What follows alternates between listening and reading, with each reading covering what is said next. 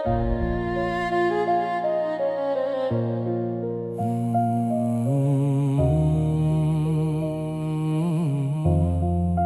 កដៃសំពះសំពរពីមេឃតែចងចាំថាជោគវាសនានៅលើបាតដៃ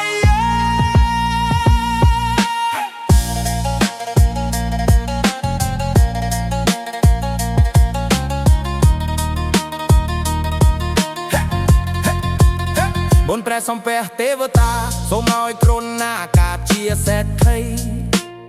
មានប្រាក់ហូរហៀចាយមិនអស់មិនបាច់ទៅខ្វល់ខ្វាយរឿងអ្វីចង់បានឡានលុយវិឡាខ្ពស់ជីវិតរស់នៅដោយសេរីតែស្មារតីអើយត្រូវដឹងថាគ្រប់យ៉ាងគ្រាន់តែជាក្តីស្រមៃបើយើងមិនខំប្រំបើយើងមិនខំធ្វើតើវាសល់អីបើដេកចាំតែប្រេងសំណាងតើបានលុយកាក់ពីណាថ្មីកុំដេកចាំវាសនាកុំប្រាថ្នាបោះដែលគ្មានតម្លៃប្រាថ្នារួចទេមើលតាអ្នកនោះបានអី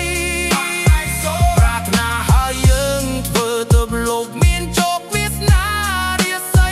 កំណត់ឲ្យយើងរួចพ้นទុក្ខភ័យដោយសារតែយើងខំប្រឹងប្រែងទាំងយប់ទាំងថ្ងៃដែលយល់សពក្រោយឈរឡើងមកតតស៊ូភ្លឺជីវិតវាវែងឆ្ងាយត្រូវតែមួយដងមិនបានយូរមាសប្រាក់មិនមែនធ្លាក់ពីលើមេឃដូចជាប៉ុណ្ណោះទឹករៀងជោគជ័យមិនមែនដើរមកប្រកយើងបើយើងមិនរើខ្លួនចេញពីភៀងកម្លាំងចិត្តជាអាវុធកម្លាំងកាយជាគុណបន្តហូរញាតទៅបានលុយមិនមែនអង្គុយចាំពេលសំណាងល្អប្រាថ្នារួចត្រូវធ្វើកុំចាំត្រូវកែដើរគ្មានទេវតាណាជួយនោះជិលគ្មានសេរីណាជួយនោះតែលេចាំវាសនាការចេញពីសពកម្មភាពដែលយន់សាព្រោះរាល់ឆ្នាំកុំដេកចាំព្រៀងវាសនាកុំប្រាថ្នាបោះតែគ្មានតម្លៃ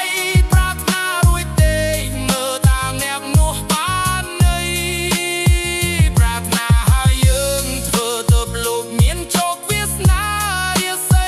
កំណត់ឲ្យយើងរួចទឹកទុក្ខភ័យដោយសារតែយើងខំប្រឹងប្រែងទាំងយប់ទាំងថ្ងៃសំពះទេវតាដើម្បីកម្លាំងចិត្តតែប្រឹងធ្វើការដើម្បីជីវិត